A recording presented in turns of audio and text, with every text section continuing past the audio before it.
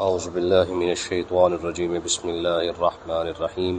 Islam in our life یہ ایک اسلامی یوٹیوب چینل ہے جس پہ مفتی سجاد حسین قادری صاحب روزانہ درس قرآن پاک ترجمہ اور تفسیر بیان فرماتے ہیں۔ اس چینل کی ویڈیو کو لائک، چینل کو سبسکرائب اور بیل آئیکن کو پریس کر کے اور ویڈیوز کو دیکھ کے آپ اپنی دنیا اور آخرت کو سنوار سکتے ہیں۔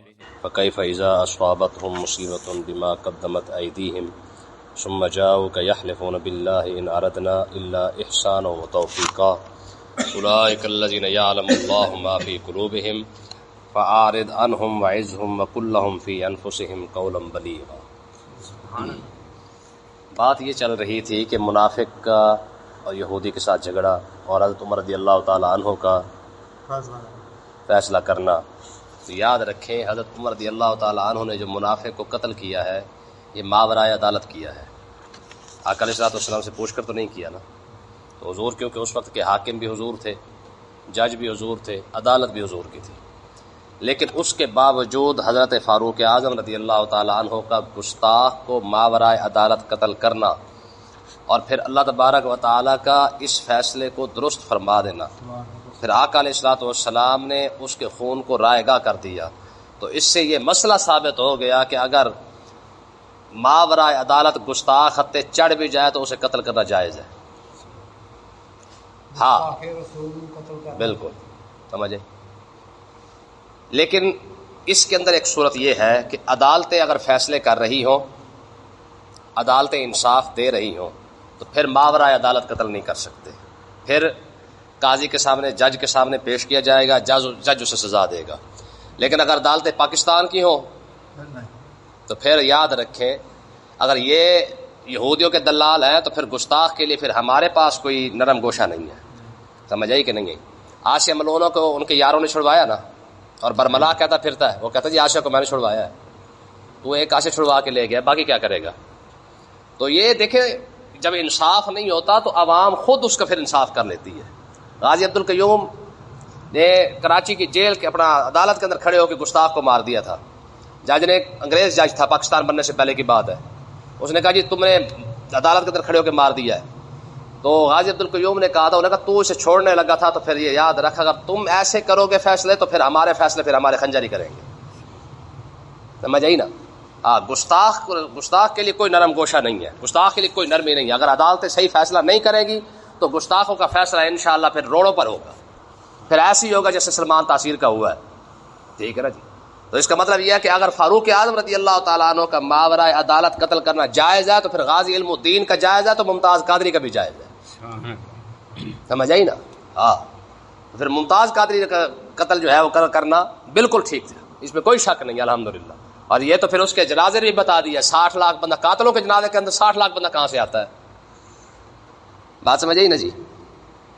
اب دیکھیں ان کی ذرا پیڑ چیک کریں، جب منافق نے اعتراض کیا حضور علیہ السلام کے حکم کو نہیں مانا، اعتراض کی صورت تو ہو گئی، جب حضور نے فیصلہ یہودی کے حق میں کر دیا تھا تو اس نے کہا نہیں جی میں نے تو عمر کے پاس جانا ہے، تو اس وقت تک جو ہے جتنے منافق بیٹھے تھے کسی کو کوئی تکلیف کوئی پیڑ نہیں ہوئی ہے۔ جب حضرت عمر رضی اللہ تعالیٰ عنہ نے منافق کی گردن اتار دی ہے تو اب کیا ہوا؟ اس کے بعد کیا ہوتا ہے؟ کہتے ہیں جی فکیفا، اللہ تبارک و تعالیٰ ارشاد فرمایا اب تمہیں کیا ہو گیا ہے، اذا اصابتہم مصیبت، جب انہیں مصیبت پہنچتی ہے، بما قدمت ایدیہم، ان کے اپنے کرتوتوں کی وجہ سے۔ جب حضور نے یہودی کے حق میں فیصلہ کر دیا تھا اسے کس نے کہا تھا عمر کے پاس جائے؟ بات سمجھ آئی نا جی؟ تو اللہ تبارک و تعالیٰ نے باقاعدہ یہ بات کا یہ وہ سمجھ لیں کہ اور ہی وضاحت کے ساتھ ارشاد فرمایا کہ جب حضور نے فیصلہ کر، جب میرے نبی نے کہہ دیا کہ یہودی کے حق میں فیصلہ ہو گیا، کس نے کہا تھا عمر کے پاس جا؟ میں یہ جو مصیبت آئی ہے بیشر منافق پر، میں یہ اس کے اپنے کرتوت کی وجہ سے آئی ہے۔ اب ہوا کیا؟ جب بیشر منافق کو حضرت فاروق اعظم نے قتل کر دیا تو جتنے منافقین تھے سارے اکٹھے ہو کے آ گئے، انہوں نے کہا جی ہمیں تو پھر خون بہا چاہیے، ہمیں دیت چاہیے۔ تو آقا علیہ السلام کے سامنے جب یہ مطالبہ رکھا کہ جی ہمیں دیت چاہیے اور عمر نے جو ہے وہ مسلمان مار دیا ہے، تو اللہ تبارک و تعالیٰ نے ارشاد فرمایا محبوب ثم جاؤک یحلفون باللہ، حضور علیہ السلام نے فرمایا یہ کیونکہ منافق تھا اس کا خون جو ہے ضائع ہو چکا ہے، یا جو حضور کا ایک فیصلہ نہ مانے وہ منافق اور اس کا خون بھی ضائع ہو گیا ہے، جو حضور کی ساری شریعت نہ مانے اس کا کیا بنے گا؟ جب ممتاز قادری رحمۃ اللہ علیہ کا جب کیس لڑا جا رہا تھا نا، تو جسٹس نذیر جنہوں نے غازی ممتاز قادری کا فیصلہ کیس لڑا ہے، یہ 11 فیصلے آقا علیہ الصلوۃ والسلام کے ماورائے عدالت کے بھی اور آقا علیہ الصلوۃ والسلام کے بھی، گستاخ کا خون جو ہے وہ بالکل ضائع ہے۔ 11 فیصلے ججوں کے سامنے رکھے گئے، انہوں نے ایک فیصلہ بھی نہیں مانا حضور کا۔ منافق ایک فیصلہ نہ مانے تو اس کا خون ضائع، اور یہ جج نہ مانے تو پھر، اور 11 فیصلے آقا علیہ الصلوۃ والسلام کے اب بھی کتب حدیث کے اندر موجود ہے، تو انہوں نے نہیں مانے انہوں نے، ٹھیک ہے۔ تو اللہ تبارک و تعالیٰ نے ارشاد فرمایا، ان کو پیڑ کیا ہوئی پھر منافقوں کو، ٹھیک ہے جی، پھر یہ اکٹھے ہو کے آ گئے، انہوں نے کہا نہیں جی ثم جاؤک یحلفون باللہ، پھر یہ کہنے لگے محبوب یہ آپ کے پاس آئیں گے، یحلفون باللہ، اللہ کی قسمیں کھانے کے لیے۔ کس لیے آئیں گے؟ ان اردنا الا احسان و توفیقا، کہنے لگے جناب حضور ہم تو یہ چاہتے تھے کہ یہودی اور منافق کے درمیان کسی طریقے سے جو ہے اتفاق ہو جائے، اتحاد ہو جائے۔ اللہ کی قسم ہمارا عمر کے پاس جانے کا کوئی مقصد نہیں تھا، ہم تو صرف اتفاق کرانا چاہتے تھے۔ منافقت چیک کر لے، پہلے جب حضور کے پاس آ گئے، فیصلہ ہو گیا تو عمر کے پاس گئے یہ منافقت کرنے کے لیے کہ جناب ہم تو اتفاق کرنا چاہتے تھے۔ تو اللہ تبارک و تعالیٰ نے ارشاد فرمایا اولئک الذین یعلم اللہ ما فی قلوبہم، فرمایا محبوب یہ وہ لوگ ہیں جن کے دلوں کے اندر جو بیماریاں ہیں نا یہ رب بہتر جانتا ہے۔ مومن ہوتا تو حضور کا فیصلہ نہ مان جاتا، مومن ہوتا تو حضور کے فیصلے کے بعد کسی اور کے پاس جانے کی ضرورت ہی کیا تھی، چاہے صدیق اکبر ہی کیوں نہ ہو، ٹھیک ہے نا جی۔ دیکھیں نا جی آقا علیہ الصلوۃ والسلام تشریف فرما ہے اور جناب عمر نے حضور کے سامنے کھڑے ہو کے تورات کا ٹکڑا پڑھ دیا، تو حضرت فاروق اعظم رضی اللہ تعالیٰ عنہ کو حضور نے فرمایا عمر میرے سامنے کھڑے ہو کے تورات پڑھتا ہے، اگر خدا کی قسم آج موسیٰ علیہ الصلوۃ والسلام بھی ہوتے تو میرے کلمہ پڑھے بغیر ان کا گزارا بھی نہ ہوتا ہے جی۔ حضور لو کان موسیٰ حیا، ٹھیک ہے نا جی، اگر موسیٰ علیہ الصلوۃ والسلام زندہ ہوتے تو وہ بھی آج میرے سامنے کلمہ پڑھ کے کھڑے ہوتے، اور تو ان کی کتاب پڑھتا پھرتا میرے سامنے۔ جب حضور کے سامنے موسیٰ علیہ السلام کھڑے ہوں تو موسیٰ علیہ الصلوۃ والسلام کی اپنی شریعت بھی نہ چل سکے، خود موسیٰ علیہ السلام کو بھی حضور کا کلمہ پڑھنا پڑے، تو یہ کون سا مسلمان ہے جو حضور کا فیصلہ چھوڑ کے عمر سے فیصلہ کرواتا پھرتا ہے؟ تو اللہ تبارک و تعالیٰ نے ارشاد فرمایا فاعرض عنہم، محبوب ان یہ بدتمیز قسم کے لوگ ہیں، منافق لوگ ہیں، ان کو چھوڑ دیں، ان کو دفع کریں، وعظہم، ہاں سمجھاتے ضرور رہے، ہو سکتا ہے شاید کسی کو سمجھ آ جائے، وقل لہم فی انفسہم قولا بلیغا، ان کے ساتھ پورا اثر کلام کرتے رہے، انہیں سمجھاتے رہے، ہو سکتا ہے کسی کو سمجھ آ جائے، وگرنہ منافق کی کسی بھی قسم کی جو ہے کوئی نرمی کی گنجائش نہیں ہے، ٹھیک ہے جی۔ حضور کو چھوڑ کر کسی اور کے پاس جانا، تو کہتے نا محمد کا در چھوڑ کر جانے والوں ہوا نہ گزارا تو پھر کیا کرو گے، ہیں جی، ہمیں کیا چلو تم خدا ہی کو مانو، خدا اگر نہ مانا تو پھر کیا کرو گے، جی حضور کے در چھوڑ کر کس کے پاس جاؤ گے یار؟ امام احمد رضا خان نے فرمایا تھا بخدا خدا کا یہی ہے در، نہیں اور کوئی مفر مکر، جو وہاں سے ہو یہیں آ کے ہو، جو یہاں نہیں وہ وہاں نہیں۔ اگر حضور کے بارگاہ کی طرف سے نہ ہو جائے نا پھر رب کی طرف سے بھی نہ ہی سمجھو، اور حضور کی طرف سے ہاں ہو جائے تو پھر سمجھو یہ بھی ادھر سے بھی ہاں ہی ہے۔ آقا علیہ السلام میدان جنگ کے اندر کھڑے ہیں، سامنے آمنے سامنے کفار جو ہے وہ آ چکے ہیں، اور حضور کے سامنے ایک کافر، حضور کی نظر پڑ گئی ایک کافر پر، بڑا خوبصورت شکل صورت، آقا علیہ الصلوۃ والسلام کی جب نظر پڑی نا عرض کی پروردگار یہ اتنی خوبصورت شکل ہے، صورت ہے اس کی، یہ بھی جہنم میں جائے گا، اس وقت دوڑ کے آیا حضور کی بارگاہ اقدس میں کلمہ پڑھ لیا، ٹھیک ہے نا جی۔ اما عائشہ صدیقہ فرماتے ہیں ان اللہ یسارع فی ہواک، فرمایا حضور ہم نے تو اتنی بات دیکھی ہے کہ ابھی بات آپ کے دل سے منہ تک بعد میں پہنچتی ہے، رب پہلے ہی پوری کر دیتا ہے، ٹھیک ہے نا جی۔ اب دیکھیں نبی کو بھیجنے کا مقصد کیا ہوتا ہے، اللہ تبارک و تعالیٰ نے وہ ارشاد فرمایا وما ارسلنا من رسول الا لیطاع باذن اللہ، فرمایا ہم نے جس بھی رسول کو بھیجا ہے اس کی وجہ کیا ہے، الا لیطاع باذن اللہ، اللہ کے حکم سے رسول کی اطاعت کی جائے۔ رسول کس لیے بھیجا جاتا ہے کہ اس کی اطاعت کی جائے، اس کی فرما برداری کی جائے۔ اچھا یہاں پہ ایک اور مسئلہ بھی ہے، ہم نے عقیدہ محبت تو بیان کیا ہے، عقیدہ اطاعت نہیں بیان کیا۔ لوگ آقا علیہ الصلوۃ والسلام کے ساتھ محبت کرتے ہیں لیکن اطاعت، آپ دیکھ لیں مسلمانوں کا حال کیا ہے، محبت کوٹ کے کرتے ہیں، اس میں کوئی شک نہیں ہے، حضور کے لیے جان بھی قربان کرنے کے لیے پوری امت مسلمہ تیار ہے، فرما برداری کیوں نہیں کرتی ہے؟ تو اس کا مطلب کیا ہے کہ صرف محبت کرتے ہیں، اطاعت نہیں کرتے، حالانکہ اللہ تعالیٰ نے رسول کو بھیجنے کا حکم کیا دیا۔ اطاعت کا مطلب کیا ہے کہ آقا علیہ الصلوۃ والسلام جیسے زندگی گزار رہے ہیں اس طریقے سے زندگی گزارو۔ حضور کے فرما برداری کا مطلب کیا ہے کہ حضور نے جو حکم دیا ہے اس پر عمل کرو، جس کاموں سے حضور نے روکا اس سے رک جاؤ۔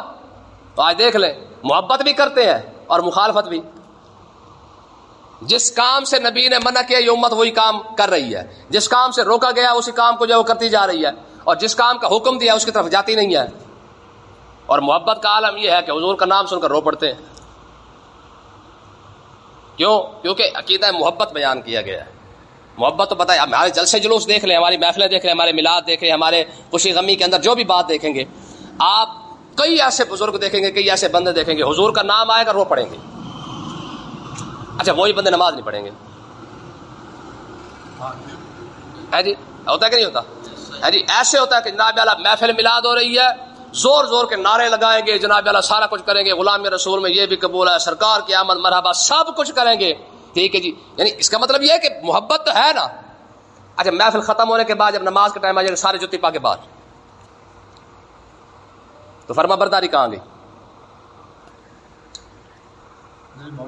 ہائے ہائے ہائے. ٹھیک ہے نا جی. اس لیے اللہ تبارک و تعالیٰ نے فرمایا محبوب کو، انبیاء کو بھیجنے کا جو مقصد ہے وہ کیا ہے؟ الا لیطاع باذن اللہ.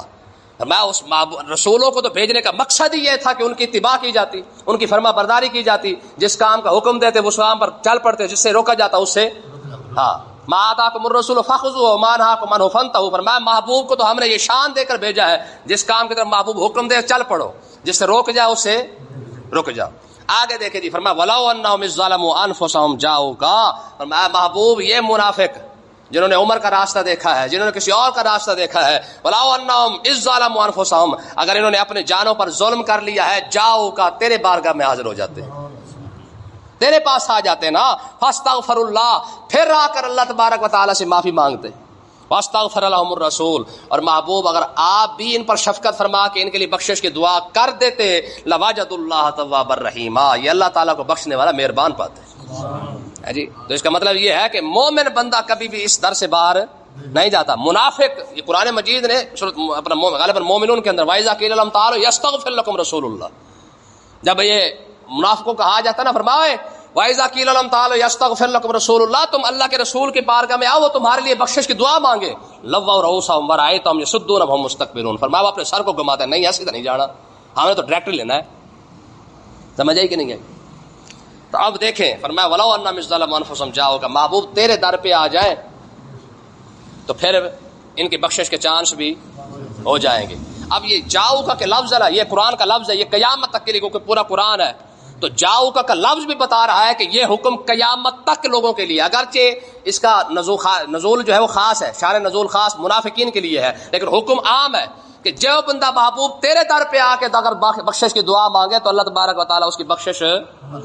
کیوں جی آج بھی در پر لکھا ہوا ہے شفاعتی لأہل الکبائر من امتی. ٹھیک ہے نا جی. اس لیے فرماتے ہیں کہ جب آقا علیہ الصلوۃ والسلام کے در پہ جاتے تسلی حوصلہ اسی وقت مل جاتا ہے. حضور کے در انور پر بڑے لفظوں کے ساتھ لکھا ہوا ہے، فرمایا شفاعتی لأہل الکبائر من امتی، میرے در پہ آنے والے بندے تیری بخشش پکی ہو گئی. من زار قبری واجبت لہ شفاعتی، جس نے میری قبر انور کی زیارت کی اس پر میری شفاعت واجب ہو گئی. اور ایک حدیث ہے من زار قبری حلت لہ شفاعتی، جس نے میری قبر انور کی زیارت کی اس کے لیے میری شفاعت بالکل حلال ہو گئی. ٹھیک ہے نا جی. یہ تفسیر مدارک کے اندر حدیث پاک موجود ہے. آقا علیہ الصلوۃ والسلام کے ظاہری وصال کو حضور دنیا سے پردہ فرمایا بھی تیسرا دن تھا، 3 دن ہو چکے تھے. ایک دیہاتی آ گیا، تو ظاہر ہے جب اس نے دیہاتی سے باہر سے دور سے آیا تھا تو اس نے مدینہ پاک کا ماحول دیکھا تو بڑا حیران ہو گیا کہ ظاہر حضور علیہ الصلوۃ والسلام کا ظاہری دنیا سے پردہ فرما جانا کوئی چھوٹی موٹی بات نہیں تھی. ٹھیک ہے جی. انس بن مالک فرماتے ہیں کہ جس طرح حضور دنیا سے پردہ فرمایا اس طرح اندھیرا ہی اندھیرا چھا گیا تھا. ٹھیک ہے نا جی. دیہاتی آیا، اس نے وہ ماحول دیکھا مدینہ پاک کا، تو کوئی ادھر بیٹھ کے رو رہا ہے، کوئی ادھر بیٹھ کے رو رہا ہے، کوئی ادھر بیٹھ کے رو رہا ہے. وہ پوچھتا پھرتا ہے، کہتا ہے یا ایھا الناس این رسول اللہ، فرمایا لوگوں اللہ کا رسول کہاں ہے؟ اب کون جواب دے؟ ٹھیک ہے نا. یہ محبت ہے بھی تھوڑی تھی ان کی. یہ تو وہ لوگ تھے حتی لا ارى بعد حبیبی محمد احدا، حضور کی خبر مل جاتی تو کہتے مالک ہماری آنکھیں ختم کر دے، آپ کس کو دیکھیں گے؟ ٹھیک ہے نا. تو آ کے پوچھا، ایک ایک سے پوچھتا پھرتا، کوئی نہ بتائے. کسی کے پاس اتنی طاقت ہی نہیں تھی کوئی بتاتا. مولا علی رضی اللہ تعالیٰ عنہ بیٹھے ہوئے تھے، ان کے پاس آیا، کہنے لگا علی تو ہی بتا دے حضور کہاں ہے. ٹھیک ہے نا جی. تو مولا علی رضی اللہ تعالیٰ عنہ نے اشارہ کیا، فرمایا ھذا قبر النبی صلی اللہ علیہ وسلم، وہ حضور کا مزار اقدس ہے.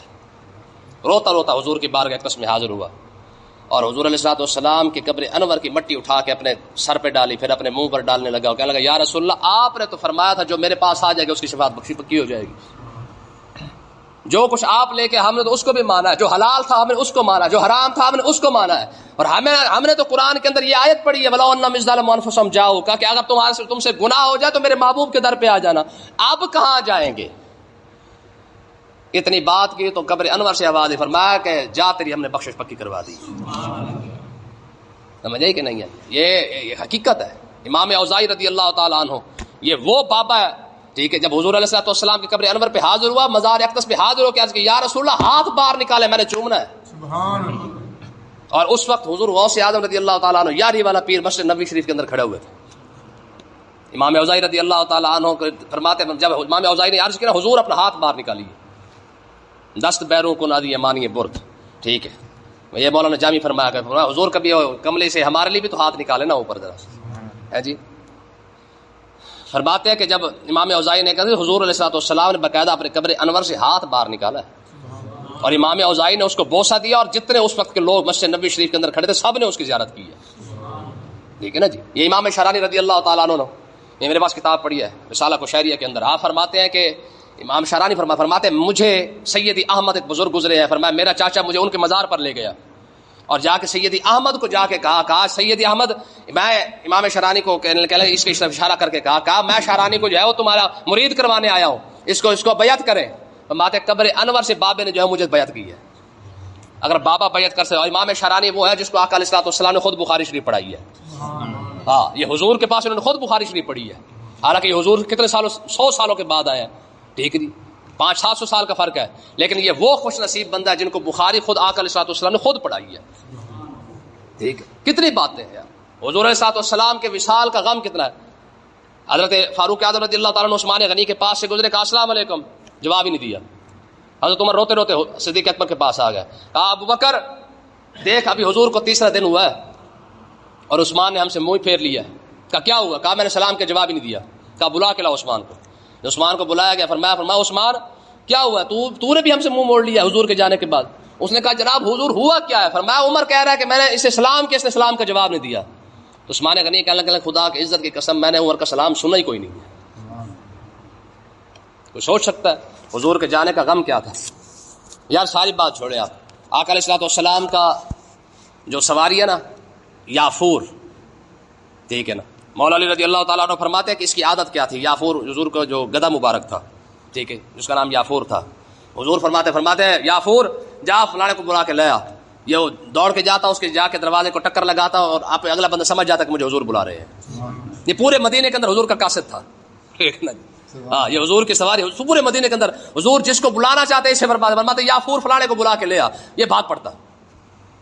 اچھا حضور کے وصال کے بعد یہ ڈھونڈتا پھرتا ہے، ٹھیک ہے نا. مولا علی رضی اللہ تعالیٰ عنہ نے فرمایا یہ حضور کی نشانی ہے، اسے سنبھال کے رکھیں، ٹھیک ہے نا. یہ نہ ہو کہ حضور کے جانے کے بعد ہم ان سے بھی معروم ہو جائیں. 3 دن فرماتے ہیں کہ ڈھونڈتا پھرتا مدینے کی گلیوں کے اندر کہ شاید حضور مل جائے.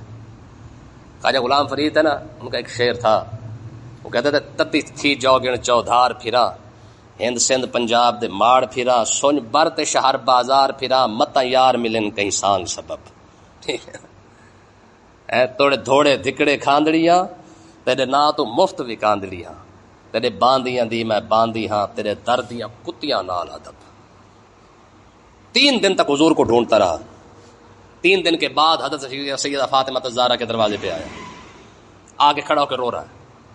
اور جب وہاں سے بھی حضور ظاہر ہے پتہ تھا، وہ تو دنیا پوری جانتی تھی کہ آخری در یہی ہے جہاں پہ حضور مل سکتے ہیں، کیونکہ آقا علیہ الصلوۃ والسلام کی عادت کریمہ تھی کہ جب جاتے تو پہلے مل کے جاتے، جب آتے تو سب سے آتے تو سب سے پہلے ان کے در پہ جاتے، جب جاتے تو پھر سب سے آخر میں ان سے مل کے جاتے. تو جب حضور حضرت سیدہ فاطمہ الزہرا کے گھر بھی نظر نہ آئے نا تو یہ بھاگا.